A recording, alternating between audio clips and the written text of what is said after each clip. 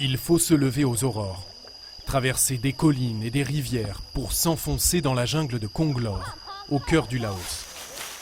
C'est ici que les paysannes vont chercher, sous la terre, de quoi se nourrir.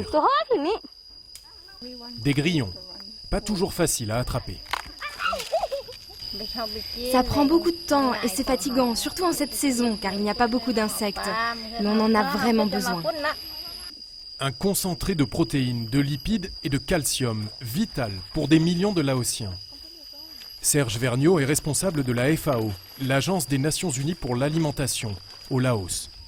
Dans ce pays pauvre, sa mission consiste à trouver des solutions locales à la malnutrition. C'est un superbe grillon. On va travailler sur cette espèce parce qu'en plus, elle est particulièrement riche en protéines, celle-ci. Ici, pas de bétail, peu de viande en général. Mais en cherchant bien, la forêt contient de quoi satisfaire tous les besoins nutritionnels. Par exemple, grâce aux œufs de fourmis rouges. C'est un petit peu acide, c'est un peu comme du citron. Et c'est une source d'énergie très importante. Encore faut-il savoir cuisiner ces insectes. Aux côtés de Serge Vergniaud, un nutritionniste, consultant pour le programme alimentaire du gouvernement laotien. On étudie les méthodes de cuisson. Par exemple, on sait qu'en faisant frire le grillon, on perd des éléments nutritifs, beaucoup plus que si on le mange en soupe. Soupe au grillon, tartare de fourmis rouges, sauterelles aux pousses de bambou, ces recettes traditionnelles s'étaient perdues avec l'occidentalisation.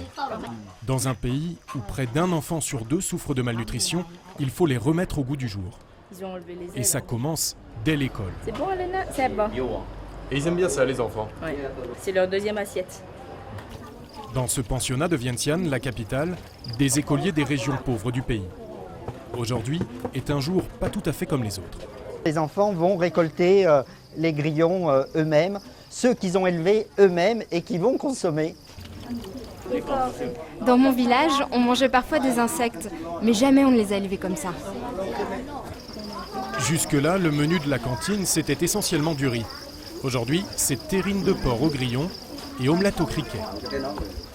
L'autre intérêt, c'est que les insectes sont écologiques et économiques. Ils demandent 10 fois moins de céréales et d'eau que le bétail pour autant de protéines. Et grâce au programme de la FAO, c'est une nouvelle source de revenus pour des dizaines d'éleveurs. Pour l'instant, je ne produis que quelques kilos par mois pour nourrir ma famille et vendre sur les marchés.